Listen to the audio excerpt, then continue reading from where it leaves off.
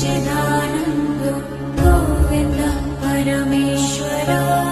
विष्णुर्जिष्णुर्महाविष्णुर्प्रभा विष्णुर्महेश्वरः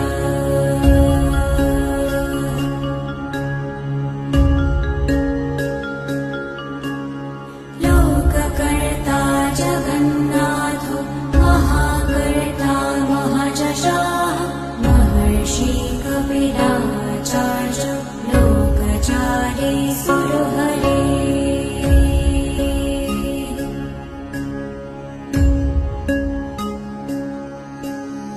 आत्मा च जीवपालश्च सुरः संसारपालकाः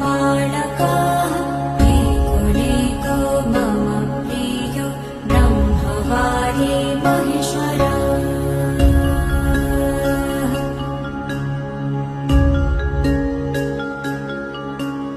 द्विभुजश्च चतुर्बाहु शतबाहु सहस्रकाः